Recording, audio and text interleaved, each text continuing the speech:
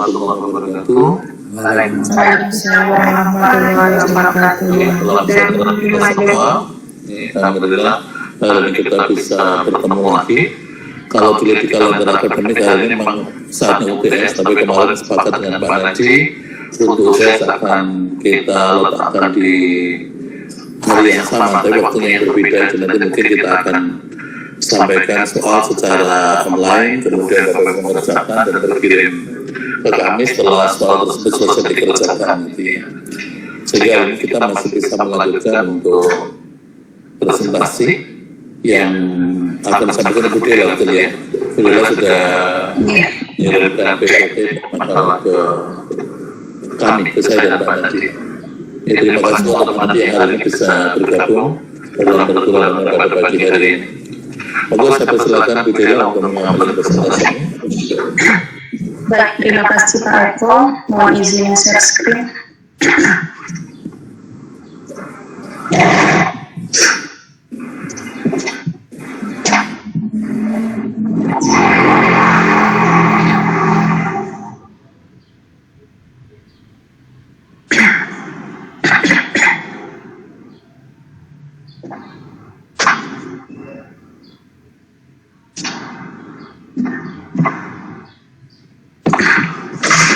Baik, bismillahirrahmanirrahim. Assalamualaikum warahmatullahi wabarakatuh.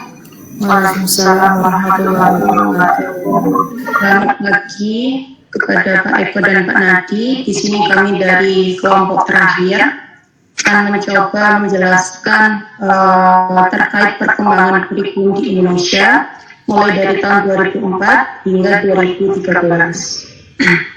Pada kesempatan kali ini, saya Dela Sinta dengan NIM 013 bersama rekan saya, Saudari Aprilia Nurhijriah dengan NIM 022 dan Saudari Rafiatul Aliyah dengan NIM 040. Nah, perjalanan kurikulum nasional seperti yang kita ketahui itu mulai dari tahun 1947, di mana Indonesia sudah mulai mengembangkan kurikulumnya sendiri, dilanjutkan oleh kurikulum pada tahun 1952, 1968, 1975, 1984, 1994, dan pada kesempatan kali ini kita akan mencoba menyajikan perkembangan kurikulum di tahun 2004, 2006, dan 2013.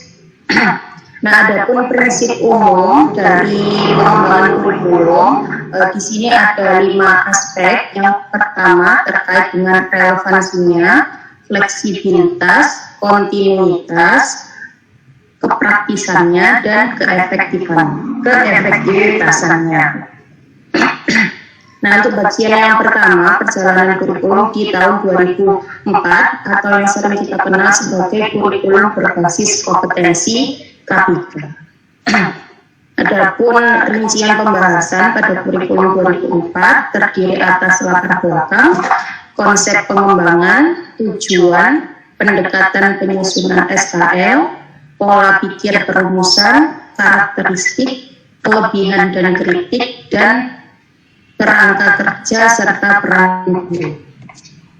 Kita awali dari latar belakang adanya kurikulum 2004 atau KBK. Secara garis besar, di sini terdapat 2 faktor atau 2 penyebab munculnya atau lahirnya KBK 2004. Yang pertama yakni faktor politik dan perubahan ekonomi, otonomi, serta perkembangan iptek dan orientasi pendidikan nasional maupun global. Seperti yang kita ketahui, pada tahun 1998 terjadi perubahan era dari pemerintahan Orde Baru ke reformasi yang dimulai dari masa Presiden B.J. Habibie. Sehingga dengan perubahan pemerintahan tersebut terjadi perubahan dan kebijakan baru termasuk dalam dunia pendidikan. Nah, berdasarkan Undang-Undang Nomor 22 Tahun 1999 tentang otonomi daerah dan PP nomor 25 tahun 2002 tentang pembagian kewenangan antara pemerintah pusat dengan pemerintah daerah, di mana sebelumnya kebijakan pengembangan pendidikan itu dilakukan secara terpusat atau sentralistik menjadi desentralistik, di mana pemerintah daerah itu diberikan kewenangan untuk mengembangkan pendidikannya sesuai dengan kebutuhan daerahnya. Sehingga dengan adanya perubahan secara otonomi, dirancang kurikulum baru, yakni kurikulum KBK oleh Departemen Pendidikan pada tahun 2004. Selain itu, perkembangan kurikulum 2004 juga dilatar belakangi oleh adanya pengaruh perubahan global dan perkembangan ilmu pengetahuan dan teknologi yang terjadi secara terus-menerus dan menuntut perbaikan sistem pendidikan nasional, termasuk penyempurnaan kurikulum untuk mewujudkan masyarakat yang mampu bersaing dan beradaptasi dengan perubahan-perubahan zaman.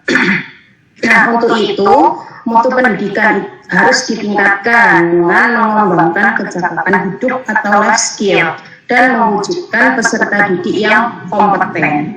Nah, di antaranya kompetensi yang harus dikembangkan yakni kompetensi bertahan hidup, menyesuaikan diri, dan dengan harapan mampu sukses di masa depan. Sehingga secara garis besar latar belakangnya ada dua, yakni politik dan perubahan ekonomi serta perkembangan iptek dan orientasi pendidikan nasional maupun global. Nah, secara konsep pengembangan kurikulum berbasis kompetensi didasarkan atas kebutuhan bagi individu yang merupakan bagian dari masyarakat, bangsa, dan negara serta peradaban. Seperti yang kita ketahui, KBK, kurikulum berbasis kompetensi, memang dititik beratkan pada adanya kompetensi yang harus dicapai oleh peserta didik, sehingga muncul istilah kompetensi lulusan, di mana kompetensi lulusan ini mencakup sikap, keterampilan, dan pengetahuan berdasarkan UU Sisdiknas nomor 20 tahun 2003. Nah, kompetensi lulusan ini melalui materi inti pelajaran, kemudian proses pembelajaran dan proses penilaian, di mana masing-masing tahap ini memiliki standar. Yang pertama yaitu SI atau standar isi, SP standar proses, dan SN standar penilaian, di mana masing-masing standar ini dirinci detail mata pelajaran, sehingga melalui mata pelajaran tertentu diharapkan mampu menumbuhkan sikap, keterampilan, dan pengetahuan sebagai upaya untuk menjadikan manusia yang kompeten. Nah, tujuan KBK 2004 seperti yang sudah saya jelaskan tadi, yakni yang pertama mengembangkan potensi peserta didik untuk menghadapi perannya di masa datang dengan mengembangkan sejumlah kecakapan hidup.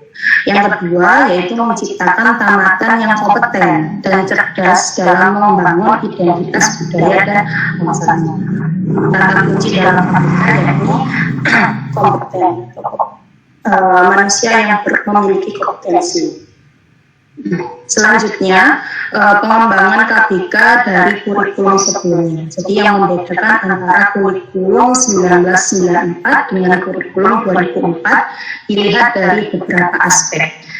Dari aspek yang pertama, latar belakang perubahannya, seperti yang di awal tadi, kurikulum 2004 itu diawali atau dilatar belakangi oleh masalah internal, yakni politik dan otonomi daerah, serta masalah global atau pada perkembangan ilmu pengetahuan dan teknologi. Berbeda dengan kurikulum 1994 yang dilatar belakangi oleh adanya masalah internal saja. Kemudian jika kita tinjau dari tujuan pembelajaran, pada kurikulum 2004 itu ditekankan pada penguasaan kompetensi, sampai dengan kemampuan untuk melaksanakan kompetensi tersebut untuk kepentingan hidup. Sedangkan titik berat pada kurikulum 1994 itu pada pemahaman konsep. Kemudian jika ditinjau dari dasar hukum, di kurikulum 2004 itu kurikulum berbasis kompetensi atau kompetensi based kurikulum. Sedangkan di kurikulum 1994 merupakan kurikulum yang berbasis isi atau konten based kurikulum. Kalau kita tinjau dari metode pembelajaran, kurikulum 2004 studi center learning yang diarahkan pada pembekalan method of inquiry and discovery. Sedangkan pada kurikulum 1994, teacher center learning dengan titik berat pada transfer of knowledge. Nah, dari aspek materi pembelajaran, kurikulum 2004 terdiversifikasi, artinya setiap materi disesuaikan dengan kebutuhan masing-masing daerah. Kemudian selain itu juga aplikatif dan terkait erat pada pengalaman nyata, sehingga membentuk yang namanya pembelajaran bermakna. Sedangkan pada kurikulum 1994, materi pembelajarannya bersifat seragam secara nasional, teoretik dan steril. Ini terpusat pada satu ketentuan, yakni dari pemerintah pusat. Kemudian berdasarkan pengalaman belajar, kurikulum 2004 lebih menekankan eksplorasi, investigasi, pemecahan masalah hingga mencipta. Sedangkan pada kurikulum 1994 itu pengalaman belajar siswa hanya pada tahap mendengarkan dan menyelesaikan soal. Jika ditinjau dari sumber pengetahuan, kurikulum 2004 memiliki multi sumber termasuk internet. Sedangkan di tahun 1994 hanya bersumber dari guru dan buku. Jika ditinjau dari aspek penilaian pada kurikulum 2004, ada dua jenis, yakni testing dan non-testing, di mana tidak hanya pen and pencil test, tetapi juga bisa dinilai dari hasil kerja, proyek, portofolio dari peserta didik selama proses pembelajaran. Hal ini sangat berbeda dengan kurikulum 1994 yang hanya melakukan penilaian berbasis tes. Nah, berdasarkan paparan di atas tadi, bisa kita simpulkan beberapa karakteristik KBK 2004. Yang pertama, yakni menekankan pada ketercapaian kompetensi siswa, berorientasi pada hasil belajar, penyampaian dalam pembelajaran menggunakan metode yang bervariasi, sumber belajar bukan hanya guru, tetapi juga sumber belajar lainnya yang memenuhi unsur edukatif dan relevan. Selain itu, penilaian menekankan pada proses dan hasil belajar dalam upaya penguasaan atau pencapaian suatu kompetensi. Berikut pendekatan dalam penyusunan SKL pada KBK 2004. Seperti yang kita ketahui bahwa SKL merupakan standar kompetensi lulusan, di mana standar kompetensi lulusan itu berdasarkan tiap-tiap mapel. Jadi di sini di bagian ini terlihat bahwa setiap mapel itu memiliki SKL yang berbeda-beda. Misal dari mapel 1 menghasilkan SKL mapel 1, kemudian dirinci lagi menjadi SK dan KD, standar kompetensi dan kompetensi dasar. Di mana kemudian cakupan dari SKL, SK, dan KD ini masuk ke dalam standar isi. Dan standar isi dijadikan patokan sebagai dasar penyusunan standar kompetensi lulusan satuan pendidikan atau SKL satuan pendidikan. Nah, jika kita rumuskan, kurang lebih pola pikir KBK adalah sebagai berikut. Yang pertama, standar kompetensi lulusan itu diturunkan dari standar isi. Jadi langkah pertama tentunya harus dirumuskan terlebih dahulu standar isinya, kemudian bisa dirinci atau diturunkan menjadi standar kompetensi lulusan. Kemudian yang kedua, standar isi dirumuskan berdasarkan tujuan mata pelajaran atau SKL mata pelajaran yang dirinci menjadi standar kompetensi dan kompetensi dasar mata pelajaran. Yang ketiga, pemisahan antara mapel pembentuk sikap, pembentuk keterampilan, dan pembentuk pengetahuan. Jadi sudut pandang KBK ini menganggap bahwa setiap mapel itu mampu membentuk satu kompetensi. Jadi seolah-olah terdapat pemisahan antara mapel yang bisa membentuk sikap, kompetensi sikap, kemudian pembentuk keterampilan, dan pembentuk pengetahuan. Kemudian yang keempat, yaitu kompetensi diturunkan dari mata pelajaran. Nah, seperti bahkan sebelumnya, bahwa setiap mapel itu menurunkan satu kompetensi.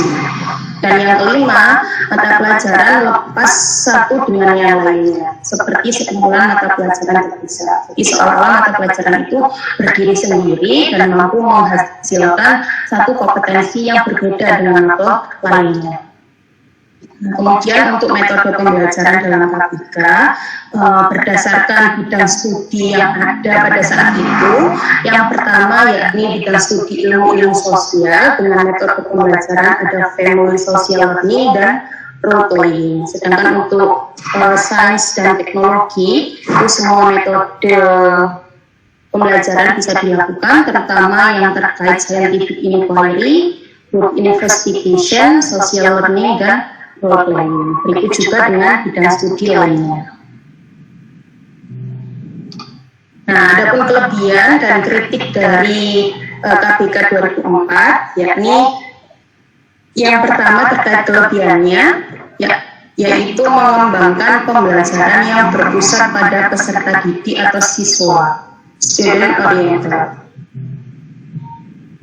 Kemudian, guru diberikan kewenangan untuk menyusun silabus yang sesuai dengan situasi dan kondisi di sekolah atau daerah masing-masing sesuai mata pelajaran yang diajarkan. Jadi di sini guru diberikan kewenangan untuk menyusun silabusnya sesuai dengan mata pelajaran dan kondisi sosial dan budaya di daerah tersebut, di daerah yang diajar. Kemudian mengembangkan kompetensi siswa pada setiap bidang mata pelajaran.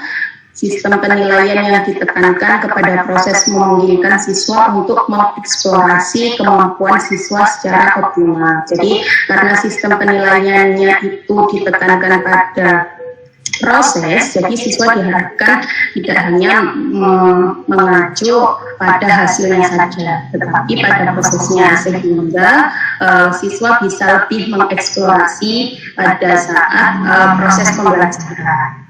Sedangkan ada beberapa kritik terkait penerapan kurikulum 2004 atau KBK ini, yakni yang pertama, konsep KBK sering mengalami perubahan termasuk pada urutan standar kompetensi dan kompetensi dasar, sehingga menyulitkan guru untuk merancang pembelajaran secara berkelanjutan. Yang kedua, paradigma guru dalam pembelajaran KBK masih seperti kurikulum sebelumnya yang lebih mengacu pada teacher oriented. Dan yang ketiga, memandang bahwa kompetensi sebagai sebuah entitas yang bersifat tunggal.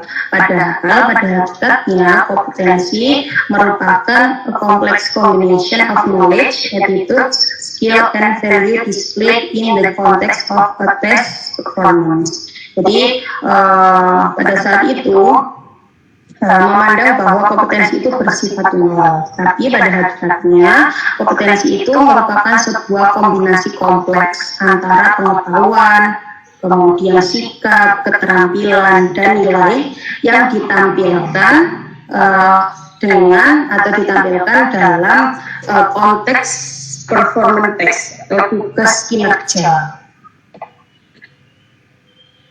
Nah, adapun kerangka penyusunan dan peran guru pada KBK 2004 diawali dari landasan tujuan pendidikan nasional yang juga tercantum pada pembukaan Undang-Undang Dasar 1945 alinea keempat, yakni mencerdaskan kehidupan bangsa, di mana kemudian dirunut menjadi kerangka dasar kurikulum baik dari segi filosofis, yuridis maupun konseptual sehingga menghasilkan struktur kurikulum yang berisi standar isi. Di dalamnya terdapat tujuan mapel yang dirinci lagi menjadi SK dan KD mapel, di mana standar isi ini memuat standar proses, standar kompetensi lulusan, dan standar penilaian yang dijadikan pedoman untuk penyusunan silabus, kemudian rencana pelaksanaan pembelajaran,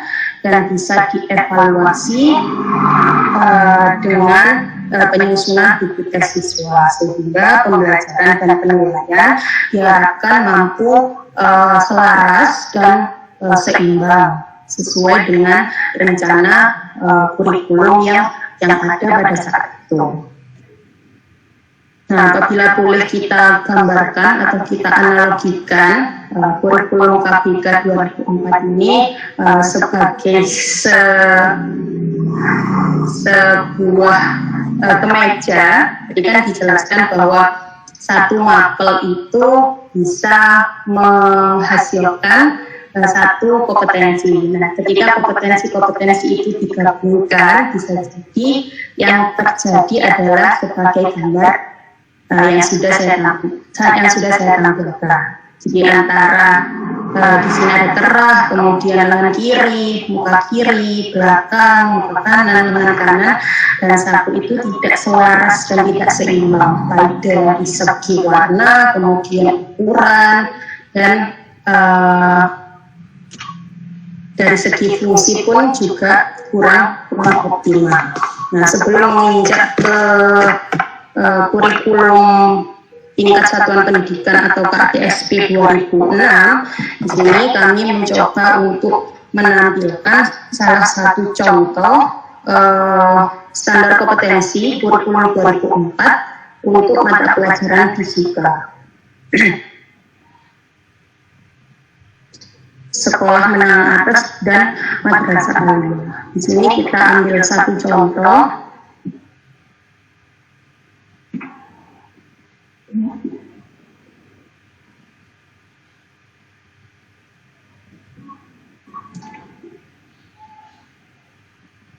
Nah, kurang lebih seperti ini ada gambaran ruang lingkup terkait materi pokok fisika baik dari kelas 10, 11, 12, kemudian ada juga standar kompetensi lintas kurikulum, ada juga standar kompetensi bahan kajian sains, standar kompetensi mata pelajaran yang diturunkan tadi dari SKL. Saya ambil satu contoh di sini. Nah, sebagai contoh yang pertama terkait dengan rumusan standar kompetensi pada mapel fisika. Yang pertama yakni mendemonstrasikan pengetahuan tentang pengukuran gejala-gejala alam dalam bekerja ilmiah, menyelesaikan masalah, bersikap ilmiah, dan berkomunikasi ilmiah. Jika kita analisis lebih lanjut, di sini ada beberapa kompetensi yang diharapkan mampu dicapai oleh peserta didik, antara lain yang pertama yakni bekerja secara ilmiah, kemudian kemampuan atau kompetensi dalam memecahkan masalah, kompetensi dalam sikap ilmiah, dan kompetensi berkomunikasi secara ilmiah. Nah, apabila dirinci kembali dalam bentuk kompetensi dasar, di sini ada kompetensi dasar 1.1, yakni merencanakan penelitian ilmiah dalam bidang fisika dengan indikator merumuskan tujuan, penetapan bentuk penelitian, kemudian menetapkan variabel, menyusun hipotesis, dan seterusnya dengan materi pokok yang terintegrasi dalam pembelajaran fisika. Kemudian jika kita tinjau kembali untuk kompetensi dasar yang kedua, yaitu melaksanakan penelitian ilmiah dalam bidang fisika, itu juga dirinci kembali ke dalam beberapa indikator dengan materi pokok yang sama. Jadi kurang lebih gambaran KBK 2004 adalah seperti ini. Untuk selanjutnya terkait materi kurikulum 2006 akan disampaikan oleh Saudari Aprilia. Kepada Saudari Aprilia saya persilahkan. Terima kasih, Alhamdulillah.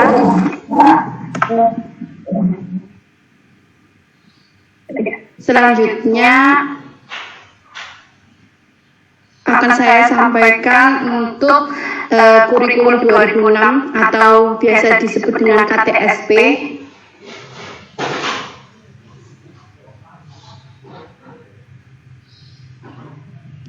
Atau kurikulum tingkat satuan pendidikan. Next. Ya. Kurikulum tingkat satuan pendidikan atau KTSP adalah kurikulum operasional yang disusun oleh dan dilaksanakan di masing-masing satuan pendidikan atau di masing-masing sekolah. Pengembangan KTSP itu mengacu pada standar nasional pendidikan dan berpedoman pada panduan yang disusun oleh Badan Standar Nasional Pendidikan atau BSNP sesuai dengan peraturan Undang-Undang Nomor 20 Tahun 2003. Next.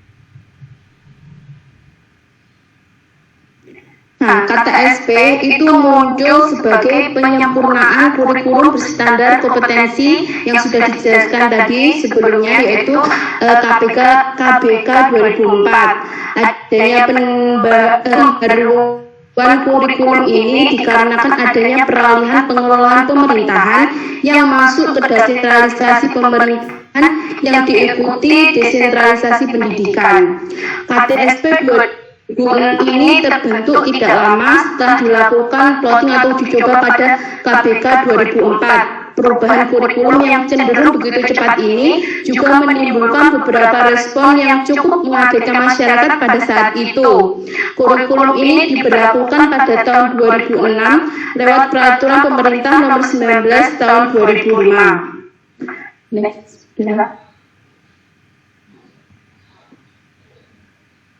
Adapun landasan pengembangan KTSP 2006, yang pertama yaitu berlandasan pada Undang-Undang Nomor 20 Tahun 2003 tentang Sistem Pendidikan Nasional.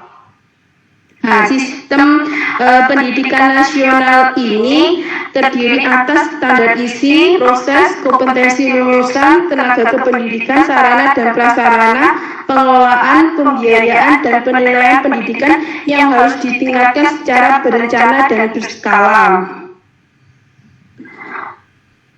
Pengembangan standar nasional pendidikan itu berguna untuk pemantauan dan pelaporan pencapaian secara nasional dan dilaksanakan oleh suatu badan standarisasi, penjaminan dan pengendalian mutu pendidikan. Yang kedua, berlandasan pada Peraturan Pemerintah Republik Indonesia Nomor 19 Tahun 2005 tentang Standar Nasional Pendidikan. Nah, dalam peraturan tersebut dikemukakan bahwa KTSP adalah kurikulum operasional yang dikembangkan berdasarkan standar kompetensi lulusan atau SKL dan standar isi. Yang ketiga yaitu berlandaskan pada standar isi yang ditetapkan dengan Kemendiknas Nomor 22 Tahun 2006.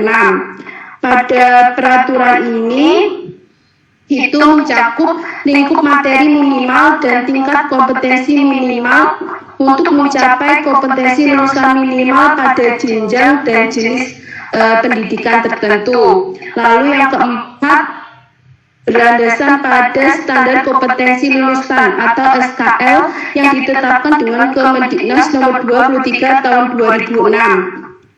Pada peraturan ini digunakan sebagai pedoman penilaian dalam menentukan kelulusan peserta didik. Standar lulusan itu meliputi standar kompetensi lulusan minimal satuan pendidikan dasar dan menengah, standar kompetensi lulusan minimal kelompok mata pelajaran, dan standar kompetensi lulusan minimal mata pelajaran yang akan bermuara pada kompetensi dasar. Next, Budaya. Nah, adapun tujuan pengembangan KTSP. secara umum, tujuan pengembangan KTSP itu memandirikan dan memberdayakan satuan pendidikan melalui pemberian kewenangan atau otonomi kepada lembaga pendidikan dan mendorong sekolah untuk melakukan pengambilan keputusan secara partisipatif dalam pengembangan kurikulum. Jadi pada KTSP ini bertujuan bahwa kurikulum itu lebih ditekankan pada sekolah untuk mengambil keputusan dalam mengembangkan kurikulum. Lalu adapun tujuan pengembangan KTSP secara khusus yaitu meningkatkan mutu pendidikan melalui kemandirian dan inisiatif sekolah dalam mengembangkan kurikulum, mengelola dan memberdayakan sumber daya yang tersedia. Lalu yang kedua, meningkatkan kepedulian warga sekolah dan masyarakat dalam mengembangkan kurikulum melalui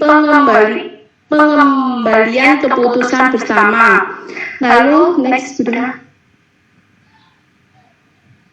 Yang ketiga, meningkatkan kompetensi yang sehat antar satuan pendidikan yang akan dicapai. Selanjutnya adapun prinsip-prinsip pengembangan KTSP yang sesuai dengan peraturan Kementerian Pendidikan Nasional nomor 22 tahun 2006. Adapun prinsip-prinsip dari KTSP sendiri, yang pertama yaitu berpusat pada potensi perkembangan, kebutuhan dan kepentingan peserta didik dan lingkungannya. Pengembangan potensi peserta didik hendaknya itu disesuaikan dengan potensi perkembangan, kebutuhan dan kepentingan peserta didik serta lingkungan serta pembelajarannya itu berpusat pada peserta didik. Jadi yang prinsip pertama itu adalah menekankan bahwa peserta didik di sini sebagai pusat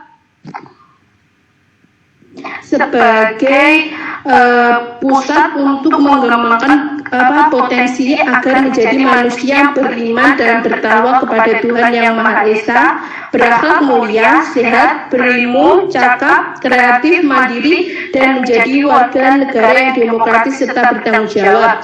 Yang kedua yaitu beragam dan terpadu.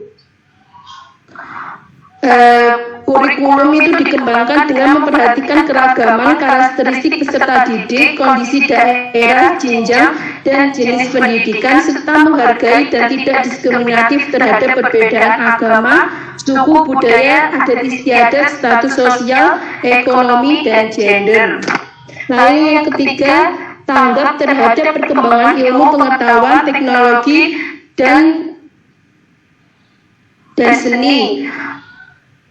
Pada prinsip yang ketiga ini menekankan bahwa kurikulum itu memberikan pengalaman belajar peserta didik untuk mengikuti dan memanfaatkan perkembangan ilmu pengetahuan, teknologi, dan seni. Lalu yang keempat, relevan dengan kebutuhan kehidupan.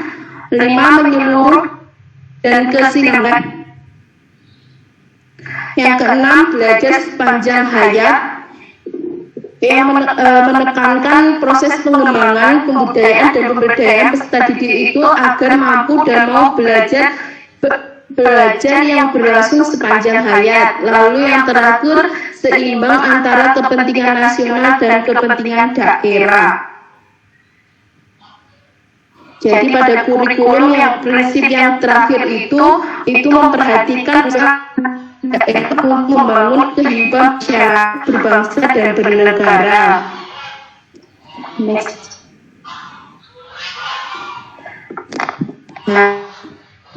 Dari prinsip-prinsip tadi, KTSP sendiri memiliki acuan operasional dalam pengembangannya. Yang pertama, meningkatkan iman dan takwa serta akhlak mulia. Yang kedua, meningkatkan potensi kecerdasan dan minat sesuai dengan tingkat perkembangan dan kemampuan peserta didik.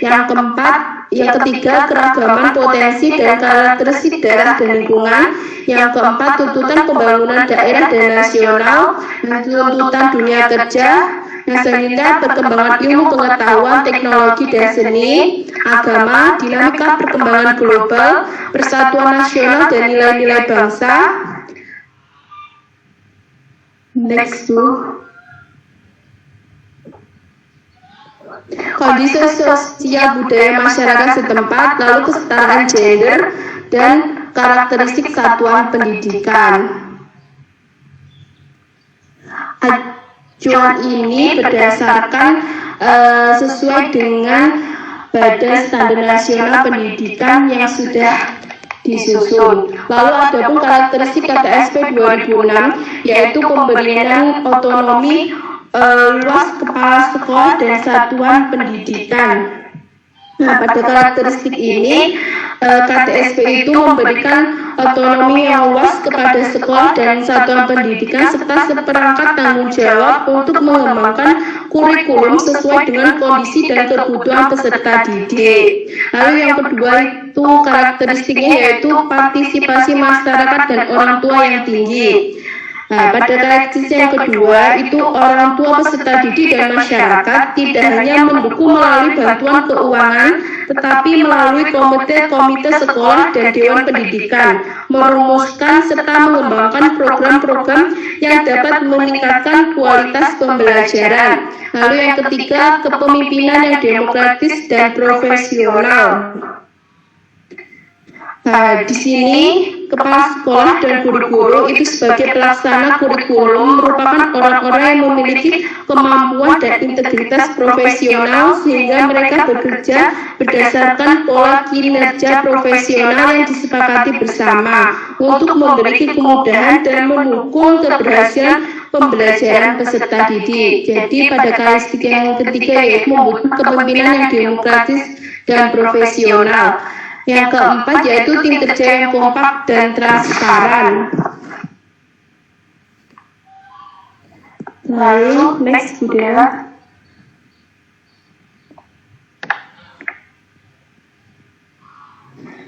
Nah, dari karakteristik tadi ada pun struktur dan muatan kurikulum tingkat satuan pendidikan. Sebelumnya KTSP itu pada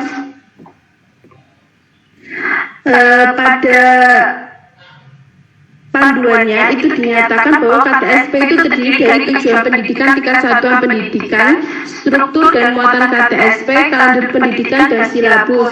Di sini ada struktur dan muatan kurikulum tingkat satuan pendidikan. Struktur dan muatan KTSP pada jenjang pendidikan dasar dan menengah yang bertuang dalam standar isi meliputi 5 kelompok mata pelajaran. Pada KTSP ini terdiri meliputi 5 kelompok mata pelajaran sebagai berikut. Yang pertama yaitu kelompok mata pelajaran agama dan akhlak mulia.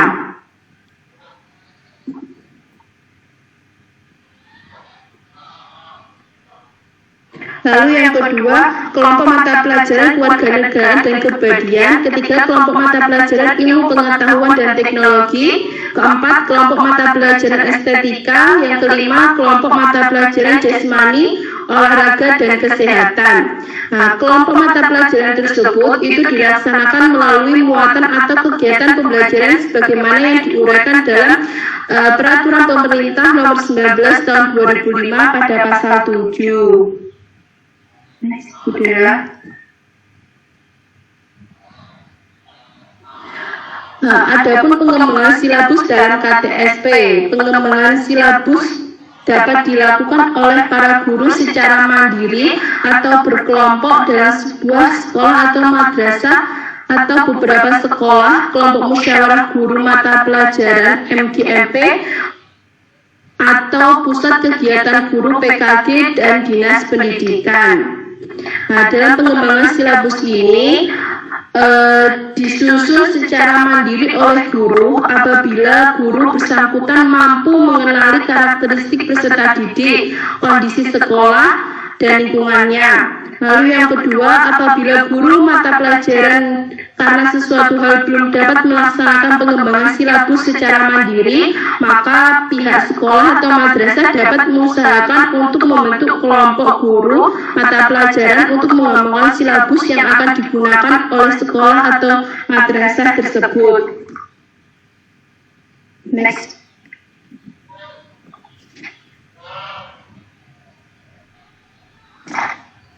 Yang ketiga, pengembangan silabus ini dilakukan di SD atau MI semua guru kelas dari kelas 1 sampai dengan kelas 6. Menyusun silabus itu secara bersama. Sedangkan di SMP atau MTS untuk mata pelajaran IPA dan IPS terpadu disusun secara bersama oleh guru yang terkait. Lalu sekolah atau madrasah yang belum mampu mengembangkan silabus secara mandiri sebaiknya bergabung dengan sekolah-sekolah atau madrasah lain melalui forum MGMP atau PKG untuk bersama-sama mengembangkan silabus yang akan digunakan oleh sekolah-sekolah atau madrasah-madrasah dalam lingkup MGMP atau PKG setempat. Kelima, Dinas Pendidikan atau Departemen yang menangani urusan pemerintah di bidang agama setempat dapat memfasilitasi penyusunan silabus dengan membentuk sebuah tim yang terdiri dari para guru berpengalaman di bidang masing-masing. Next. Nah, adapun kelebihan KTSP. Pada KTSP ini memiliki kelebihan yaitu yang pertama mendorong terwujudnya otonomi sekolah dalam penyelenggaraan pendidikan. Lalu yang kedua, mendorong guru, kepala sekolah, dan pihak manajemen sekolah untuk semakin meningkatkan kreativitasnya dalam penyelenggaraan program-program pendidikan. Lalu yang ketiga, KTSP memungkinkan bagi setiap sekolah untuk menitikberatkan dan mengembangkan mata pelajaran tertentu yang aspektabel bagi kebutuhan siswa. Lalu yang keempat, KTSP akan mengurangi beban belajar siswa yang sangat padat dan memberatkan kurang lebih 20%.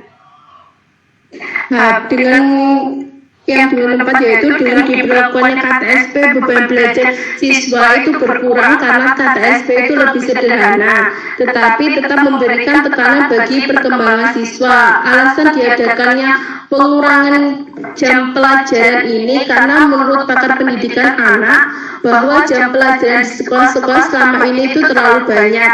Jadi pada sebelumnya pada kurikulum KBK itu disebutkan bahwa jam pelajaran yang diberikan itu terlalu banyak sehingga pada KTSP ini lebih disederhanakan untuk memberatkan lebih 20%. Lalu yang kelima, KTSP itu memberikan peluang yang lebih luas kepada sekolah-sekolah dan untuk mengembangkan kurikulum sesuai dengan kebutuhan. Next. Nah, di sini ada pun kelemahan KTSP. Yang pertama yaitu kurangnya SDM yang diharapkan mampu menjabarkan KTSP pada kebanyakan satuan pendidikan yang ada. Yang kedua, kurangnya ketersediaan sarana dan prasarana pendukung sebagai kelengkapan dari pelaksanaan KTSP. Yang ketiga, masih banyak guru yang belum memahami KTSP secara komprehensif baik konsepnya, penyusunannya maupun prakteknya di lapangan. Yang keempat, penerapan KTSP yang merekomendasikan pengurangan jam pelajaran akan berdampak berkurangnya pendapatan guru. Next. Adapun perbedaan KTSP dengan KBK 2004 sesuai dengan peraturan pemerintah nomor 19 tahun 2005. Di sini ada beberapa aspek. Yang pertama yaitu pada aspek manajemen. Pada KBK uji coba, pemodelan dan manajemen basis sekolah itu dilakukan oleh pusat, direktorat dan balitbang. Sedangkan KTSP itu sebagai penyusun standar isi, kerangka dasar dan struktur kurikulum sekolah mengembangkan dalam kurikulum tingkat satuan pendidikan. Jadi kalau KBK manajemennya itu dilakukan oleh pusat, sedangkan kalau KTSP itu lebih ke sekolah, masing-masing sekolah. Sedangkan aspek kerangka dasar dan struktur kurikulum, KBK itu membuat standar kompetensi dasar, indikator, materi pokok. Sedangkan untuk KTSP itu membuat kelompok mata pelajaran struktur kurikulum tiap jenjang, standar kompetensi dan kompetensi dasar. Lalu aspek yang ketiga itu pembelajaran. KPK itu berbasis kompetensi guru sebagai fasilitator, sedangkan KPSP itu berorientasi kompetensi siswa sebagai pusat pembelajar. Lalu dalam aspek pelaksanaan, KPK itu diberikan model silabus, model pembelajaran, model penilaian dalam dokumen lengkap yang disusun pusat sebagai acuan atau pedoman. Sedangkan untuk KTSP, sekolah dan komite sekolah itu mengembangkan kurikulum tingkat satuan pendidikan dan silabusnya itu berdasarkan kerangka dasar kurikulum dan standar kompetensi di bawah supervisi dinas kabupaten atau kota untuk SD atau MI, SMP, NTS, paket A dan B, dan atau dinas provinsi untuk SMA, SMK, PLB, dan paket C.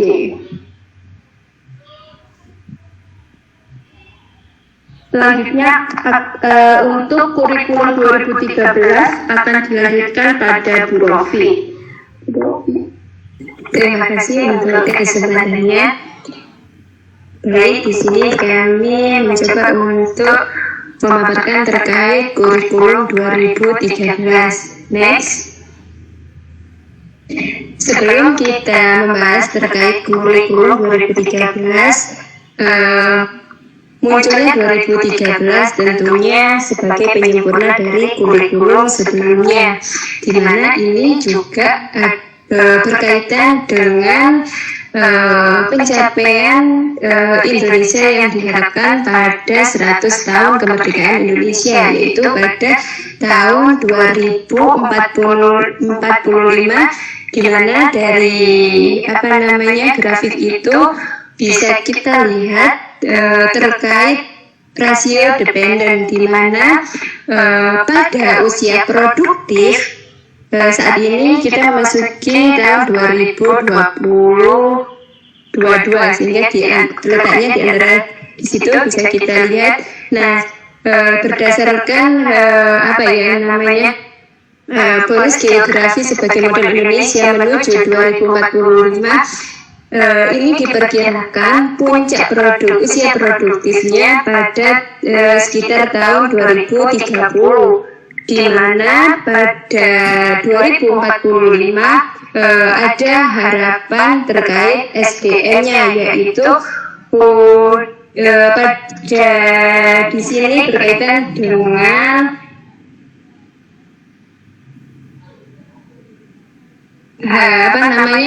tujuan dari Indonesia di 2045, di mana di situ pencapaian impian dan visinya dibangun berdasarkan 4 pilar yang didasarkan pada Pancasila dan UUD 45, di mana pembangunan manusia dan penguasaan ilmu pengetahuannya semakin meningkat, kemudian pembangunan ekonomi berkelanjutan, pemerataan pembangunan, serta adanya pemantapan ketahanan nasional dan tata kelola kepemerintahan. Sehingga pada SDM-nya ini nanti ada 2 kriteria, yaitu di usia produktif ini jika dia memiliki kompeten, dia akan menjadi model pembangunan Indonesia, di mana model pembangunan Indonesia ini dibentuk dari adanya kurikulum, kemudian TTK, syarat pers yang memadai, pendanaan pengelolaan, di mana itu dijelaskan pada 8 SNP kita, yaitu berkaitan dengan standar isi, kemudian standar proses, SKL, pendidik dan kependidikan, pengelolaan termasuk pembiayaan. Nah, kemudian hal itu bisa dicapai melalui adanya pendidikan. Adapun pada SDM yang tidak kompeten, ini akan menjadi beban bagi negara. Next, kita review juga berdasarkan hasil PISA pada tahun 2000, ini ada 2, yaitu 2007 dan 2011. Coba kita pada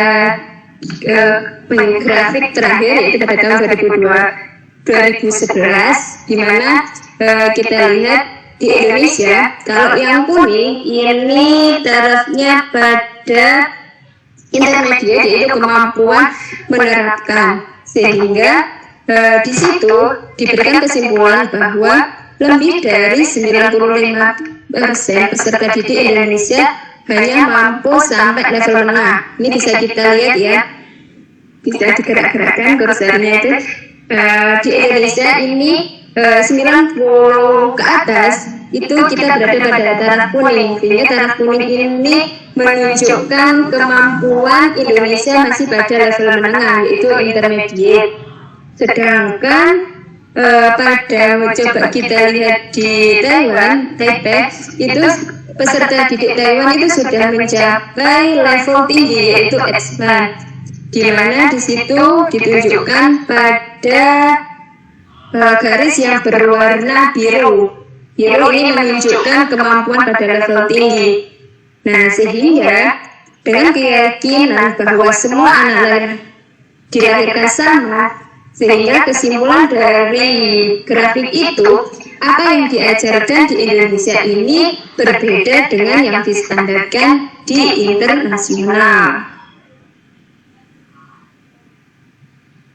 Next. Nah, selain itu kita sekarang juga memasuki kompetensi abad 2021, di mana pada abad 2021 ini diharapkan pembelajarannya itu kreatif, inovatif, juga dapat meningkatkan kemampuan berpikir kritis peserta didik untuk menyelesaikan masalah.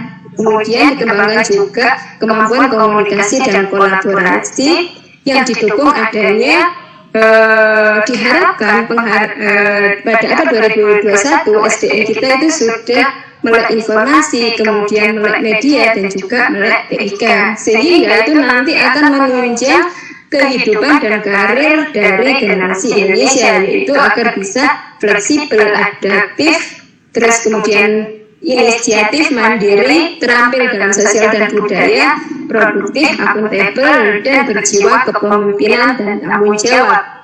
Nah, dari kerangka ini menunjukkan bahwa berpengetahuan saja itu tidak cukup, tetapi harus dilengkapi dengan kemampuan kreatif, kritis, berkarakter kuat seperti bertanggung jawab, sosial, toleran, produktif, adaptif. Di samping itu juga didukung dengan kemampuan memanfaatkan informasi dan berkomunikasi. Next. Ya, ini pergeseran paradigma belajar pada 2021, di mana di situ ada 4 poin yang bisa kita ambil intisarinya. Yang pertama yaitu berkaitan dengan informasi, di mana pembelajaran itu diarahkan untuk mendorong peserta didik mencari tahu dari berbagai sumber observasinya, bukan diberitahu tetapi mencari tahu, karena informasi ini tersedia di mana saja dan kapan saja. Kemudian yang kedua yaitu kompetensi. Pembelajaran diarahkan untuk mampu merumuskan masalah, bukan hanya menyelesaikan, sehingga peserta didik itu akan lebih menjadi kritis terhadap hal apapun. Yang ketiga yaitu otomasi, di mana pembelajaran diarahkan untuk melatih berpikir analitis, mengambil keputusan, bukan hanya berpikir mekanistik. Kemudian yang terakhir yaitu komunikasi. Pembelajaran menekankan pentingnya kerjasama dan kolaborasi dalam menyelesaikan masalah. Itu pembelajaran pada abad 2021, sehingga ini juga memberikan munculnya kurikulum 2013 ini berfilosofi, yaitu pada pasal 1 butir 1 dan butir 2, yaitu berkaitan dengan hakikat pendidikan, di mana peserta didik secara aktif dapat mengembangkan potensi dirinya untuk memiliki kompetensi yang berakar pada nilai-nilai agama, kemudian kebudayaan nasional Indonesia dan tanggap terhadap tuntutan perubahan zaman seperti tadi tuntutannya kita pada abad 21 dan juga harapan Indonesia pada tahun 2045. Selain itu ada teori pengembangan kurikulum yang mendukung, yaitu UU Sisdiknas pasal 4 pasal 3, di mana teori berbasis kejawaban ini nanti akan membentuk organisasi isi dan kompetensi sebagai pribadi yang dewasa, sehingga peserta didik memiliki kepemilikan sikap, keterampilan, pengetahuan secara holistik, formal, valuasional, dan praksiologi. Kemudian muncullah kerangka dasar dari struktur kurikulum, di mana itu dijelaskan pada pasal 28 UU Sisdiknas. Lahirnya kurikulum 2013 ini, KDK di sini yaitu kurikulum berbasis karakter dan kompetensi. Jika pada tahun 2004 itu di kurikulum berbasis kompetensi, pada kurikulum 2013 ini yaitu karakter dan kompetensi. Ini merupakan penyempurna dari kurikulum sebelumnya, di mana mengalami perubahan standarnya, yaitu pada perubahan kompetensi lulusan, SKL, isi, proses, dan penilaian. Untuk SKL-nya dikembangkan sesuai dengan tuntutan kekinian Indonesia dan masa depan. Kemudian isinya diuraikan atas kecukupan dan kesesuaian dengan kompetensi. Prosesnya dirancang berbasis kompetensi dengan pendekatan saintifik, dan penilaiannya berbasis proses dan output dengan teknik tes dan non-tes atau portofolio.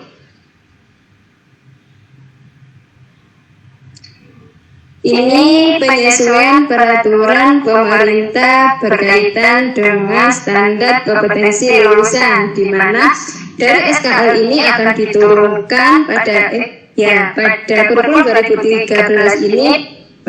SKL dulu ditetapkan, kemudian diturunkan menjadi standar isi, standar proses, di mana di situ sudah ada peraturan pemerintah, ada nomor 16 sekian, nanti bisa dicek berkaitan dengan KD pun dan strukturnya, termasuk terkait dengan buku teks pelajaran. Next. Ini kerangka penyusunan kurikulum 2013, di mana dari tujuan nasional pendidikan, kemudian ditinjau juga dengan kesiapan peserta didik dan kebutuhan Indonesia dan global, kemudian dirumuskanlah SKL, standar kompetensi lulusan satuan pendidikan. Yang tadi dijelaskan, nanti diturunkan menjadi standar proses, kemudian struktur kurikulum dan standar penilaian, di mana struktur kurikulum diturunkan menjadi KI dan KD. Itu masuk dalam standar isi. Dari proses, isi, dan penilaian nanti guru membuat silabus, kemudian membuat buku panduan terhadap peserta didik maupun terhadap guru, dan dilaksanakan pada proses pembelajaran. Next. Ini adalah tujuan pendidikan nasional kita, yaitu pada pasal 3 UU nomor 20 Sisdiknas. Berkembangnya potensi peserta didik agar menjadi manusia yang beriman dan bertakwa kepada Tuhan Yang Maha Esa, berakhlak mulia, sehat, berilmu, cakap, kreatif, mandiri, dan menjadi warga negara yang demokratis dan bertanggung jawab, di mana itu dijabarkan pada pembelajaran, yaitu pada KI 1 dan KI 2 untuk sikap, kemudian pengetahuan KI 3 dan keterampilan pada KI 4. Next. Inilah tema pengembangan kurikulum 2013, yaitu kurikulum yang dapat menghasilkan insan Indonesia yang produktif, kreatif, inovatif, afektif melalui penguatan sikap, keterampilan, dan pengetahuan yang terintegrasi. Sebagaimana temanya yaitu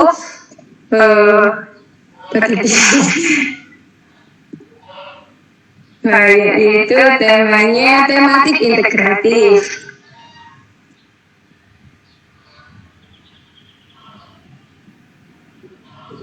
Nah, di mana di situ temanya tadi sudah disebutkan ada 3 poin penting yang menjadi penilaian, yaitu sikap, terus kemudian keterampilan dan pengetahuan. Next.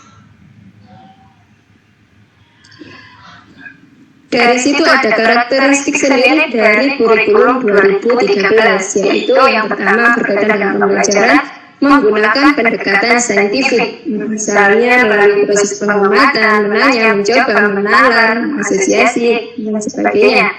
Kemudian menggunakan ilmu pengetahuan sebagai penggerak pembelajaran untuk semua mata pelajaran. Kemudian menuntut peserta didik untuk mencari tahu, discovery learning. Kemudian menekankan kemampuan berbahasa sebagai alat komunikasi, membawa pengetahuan dan berpikir logis, sistematis, dan kreatif. Kemudian untuk karakteristiknya pada poin penilaian, yaitu mengukur tingkat berpikir peserta didik mulai dari tingkat rendah hingga tingkat tinggi. Kemudian menekankan pada pertanyaan yang membutuhkan pemikiran mendalam, bukan hanya sekedar hafalan. Jika sebelumnya apa yang dinamakan, sekarang bagaimana itu bisa terjadi, misalnya seperti itu.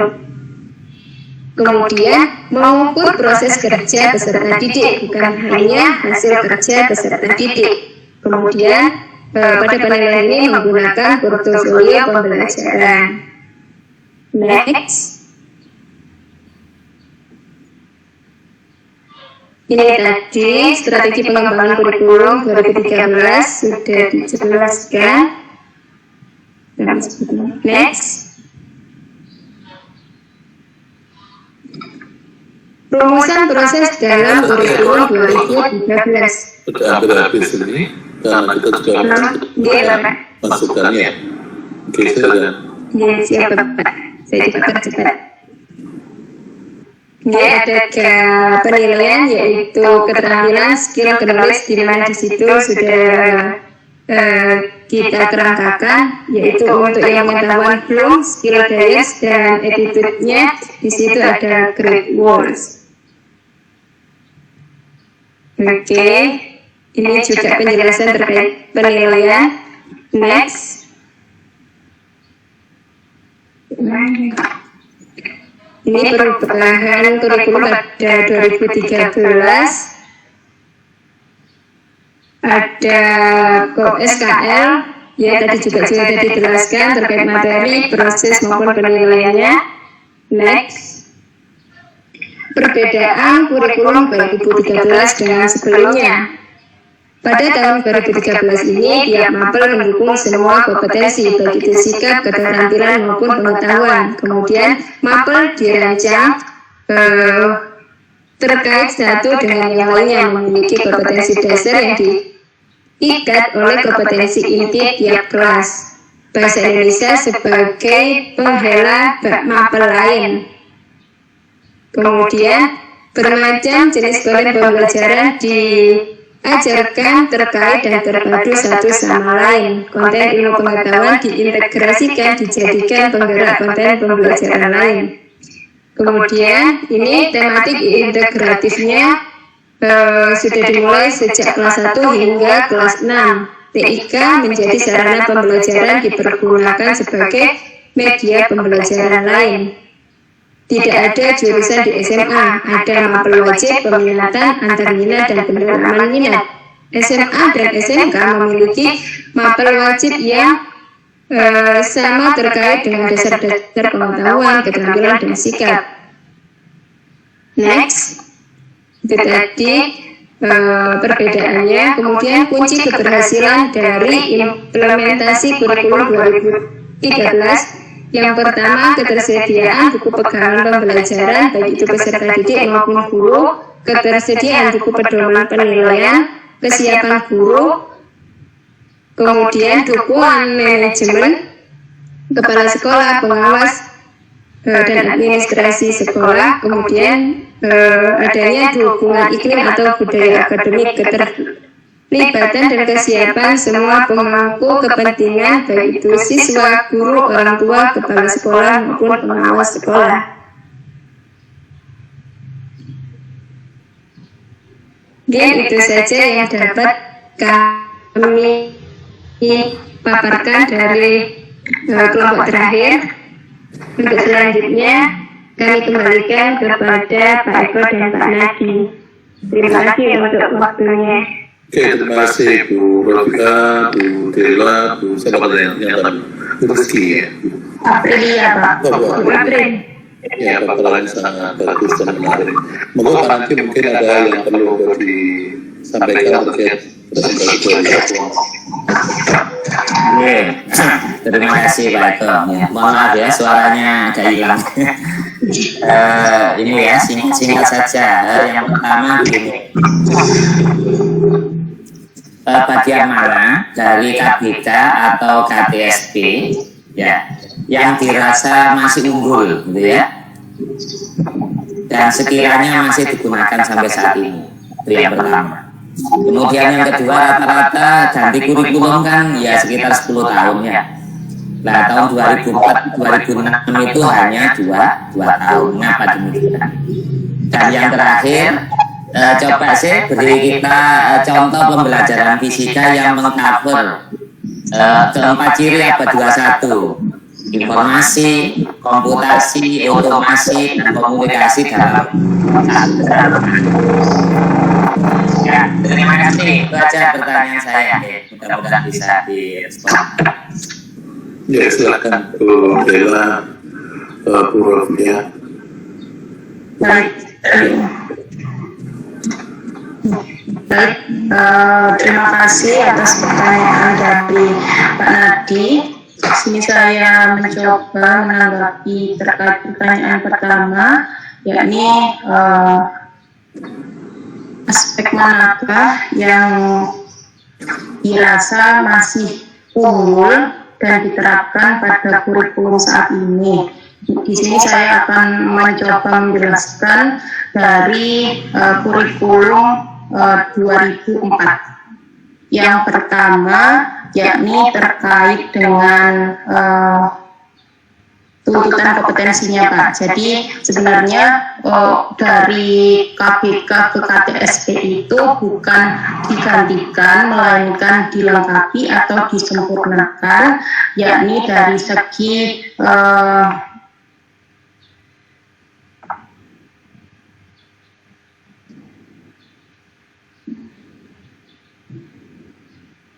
segi penguasaan kompetensinya dan juga dari segi dasar kurikulumnya, yakni di mana di KBK itu tadi dijelaskan bahwa dari SKL SI-nya itu masih dirancang oleh pusat, sedangkan di KTSP itu sudah diserahkan ke satuan pendidikan masing-masing. Kemudian dari segi keunggulannya yang masih bisa diterapkan sampai saat ini, yakni ada penilaian kompetensi yang mencakup pada aspek pengetahuan, kemudian keterampilan dan sikap. Kemudian secara materi pembelajaran sejak dari kurikulum KBK 2004 pun itu sudah menekankan pada materi pembelajaran yang kontekstual, dan itu juga masih diterapkan pada kurikulum yang saat ini, di mana materi-materi pembelajarannya itu bersifat aplikatif dan terkait erat dengan pengalaman-pengalaman nyata dari peserta didik, sehingga diharapkan pengalaman belajar peserta didik itu lebih nyata. Kemudian dari segi sumber pengetahuan itu juga sudah mulai variatif, mulai dari sumber cetak baik buku, paket, modul maupun sumber lainnya. Selain itu juga dari sumber online baik dari platform Google, kemudian dari YouTube, kemudian kalau dari Kemendikbud itu ada yang namanya lab maya, kemudian ada beberapa sumber-sumber online lainnya yang lebih mudah diakses oleh peserta didik. Kemudian mungkin dari segi teknologinya juga itu sekarang lebih berkembang, jadi sumbernya itu juga lebih variatif, sehingga peserta didik tidak monoton, tidak hanya bersumber pada buku atau guru saja. Kemudian dari segi penilaiannya juga Pak dirasa masih unggul, mulai dari KPK itu sudah menerapkan tidak hanya penilaian dari segi tes, tetapi juga penilaian portofolio, kemudian penilaian kinerja, kemudian proses pembelajaran itu juga dilaksanakan penilaian, jadi tidak hanya berfokus pada hasilnya saja. Kemudian untuk pertanyaan yang kedua terkait mengapa ketika kita perhatikan beberapa kurikulum itu durasi perubahannya mungkin kurang lebih 10 tahun, namun pada KPK 2004 ke KTSP itu hanya berjarak 2 tahun, dari tahun 2004 ke 2006. Sebenarnya menurut sumber yang saya baca itu kurikulum 2006 itu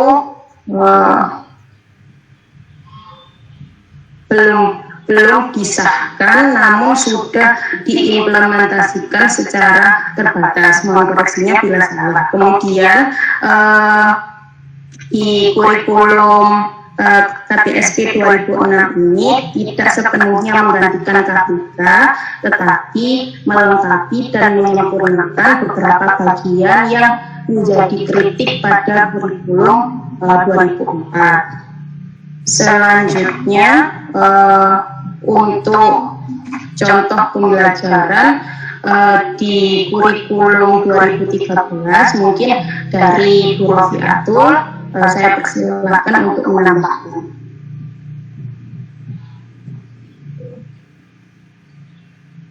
Baik, terima kasih.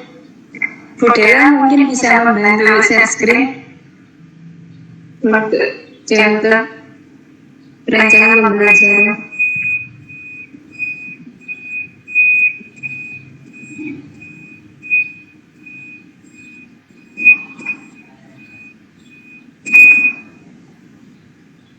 Ya, RPP di grup kita.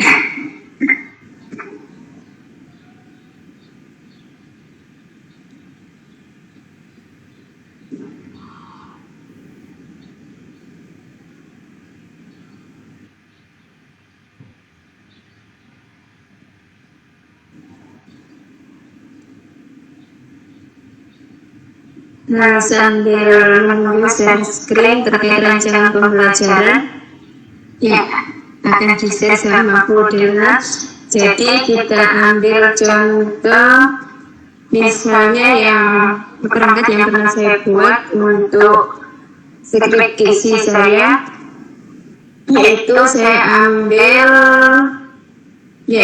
pada KD 3.1 dan 4.1 berkaitan dengan prinsip kerja peralatan listrik searah DC, berikut keselamatannya dalam kehidupan sehari-hari, dan KD 4.1 melakukan percobaan prinsip kerja rangkaian listrik searah DC dengan metode ilmiah, berikut presentasi hasil percobaannya.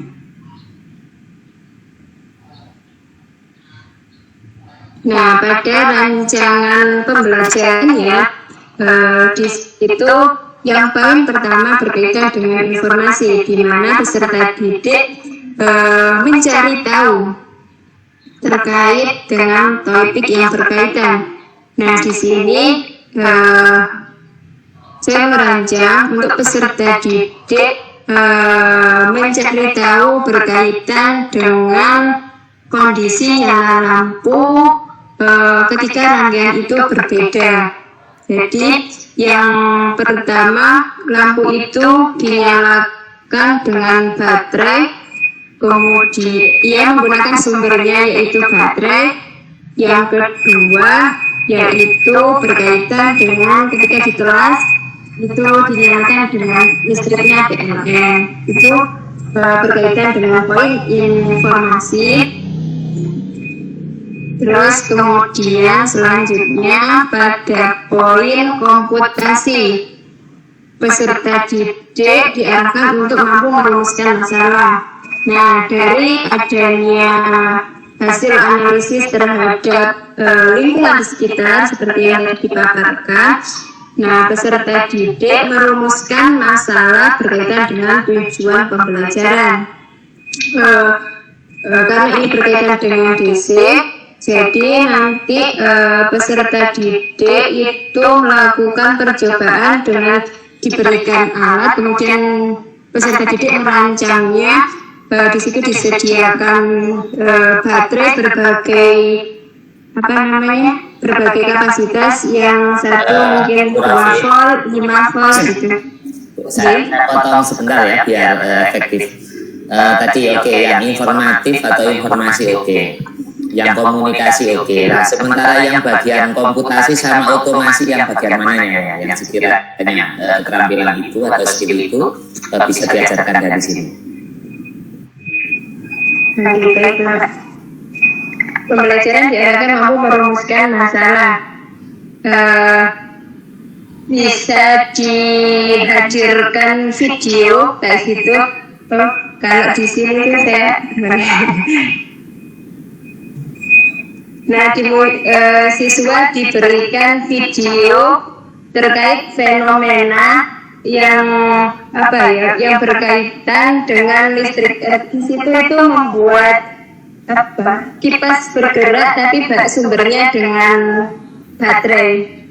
Nah, sehingga di situ nanti peserta didik dipancing untuk mengajukan pertanyaan, misalnya mengapa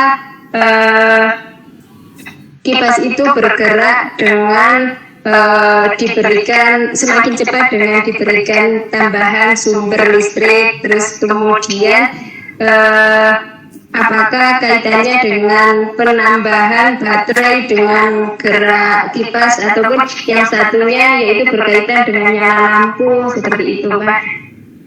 Ya, itu yang komputasi yang otomasi.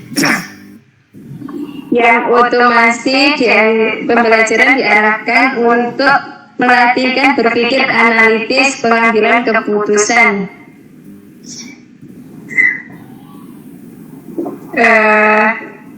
Dari membuat rumusan itu nanti peserta didik melakukan percobaan dengan menentukan mana variabel manipulasi, mana variabel responnya, dan kontrol.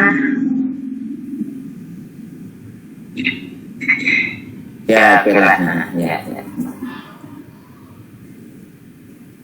Selanjutnya terus diinterpretasikan ke dalam tabel untuk dianalisis dan dibuat kesimpulan. Mungkin seperti itu. Oke, terima kasih ya Bu Rafi. Ya, kembali ke Pak Eko. Terima kasih Pak Nadi. Ya, mungkin cukup pertanyaan dari Pak Nadi saja sudah mewakili semua yang disampaikan. Cuman yang mungkin perlu kita komunikasi itu adalah alasan-alasan penting yang mendasari munculnya kurikulum baru seperti yang kita pelajari saat ini. Jadi artinya Bapak Ibu semua mungkin bisa lebih mengkritisi terkait dengan hal apa yang akhirnya itu menjadi alasan kurikulum harus berubah, gitu ya. Termasuk juga kalau kita lihat dari penjelasan Bukila, Bu Rafi, terus kemudian misalnya Pak April ya, sebenarnya kan sangat dalam tanda petik sempurna kalau kita melihat kurikulum yang dimiliki oleh bangsa kita, gitu ya. Tapi kenyataannya kalau saya merasa, kalau saya pribadi sebagai praktisi pendidikan, merasa kita ini belum tuntas melakukan kurikulum itu gitu loh. Tapi kok terus tiba-tiba sudah ganti dengan kurikulumnya yang baru. Nah, saya tidak tahu apakah hal itu juga dirasakan oleh Pak Nadi dan Bapak Ibu yang lain. Ya. Tapi kalau saya melihat bahwa kita ini kan belum bisa dikatakan tuntas ya untuk menyelesaikan satu fase kurikulum, kemudian kita harus pindah ke kurikulum yang berikut. Nah, ini yang saya rasa perlu sekali untuk bisa dikomunikasikan oleh teman-teman semua, karena konteksnya teman-teman sekarang kan calon desainer kurikulum yang harapannya bisa menginspirasi banyak pihak ya, terkait dengan bagaimana sih kita bisa mendesain kurikulum itu secara efektif. Karena ingat bahwa sekali kurikulum diubah, itu cuma dikira biayanya kecil ya Pak Nadi. Jadi kalau pengalaman dari kita harus melatihkan kurikulum di hampir seluruh wilayah Indonesia, besar sekali anggaran itu bisa triliunan itu untuk membuat sebuah kurikulum. Nah, artinya mengubah kurikulum pun tidak sesederhana yang kita bayangkan. Kalau negara itu miskin, ya mungkin dia tidak akan gampang-gampang mengubah kurikulum. Nah, ini juga yang mungkin perlu untuk dicermati oleh teman-teman semua. Dan kami sangat berharap ide-ide kreatif yang muncul dari tugas proyek untuk mata kuliah kita benar-benar bisa direalisasikan gitu ya. Sehingga nanti kita akan mencoba untuk memotret itu sesuai dengan kemampuan dari Bapak Ibu semua untuk mendesain sebuah kurikulum sesuai dengan hal-hal penting apa yang bisa diinfusikan di sana. Jadi kurikulum ini semakin membuktikan bahwa kurikulum sangat fleksibel, gitu ya, sangat responsif dengan bergantung pada siapa moderatornya, siapa kontrolernya. Jadi kalau misalnya seperti yang disampaikan oleh Bu Rofia tadi, suasana politik pun itu bisa berimbas pada rancangan kurikulum yang dilakukan. Saya rasa mungkin itu ya Pak Nadi sebagai informasi tambahan terkait dengan apa yang sudah disampaikan oleh Bapak Ibu. Dan pada kesempatan hari ini kita akan melaksanakan ujian. Kira-kira saya sampaikan dulu, kita sepakati ujian kita laksanakan pukul berapa?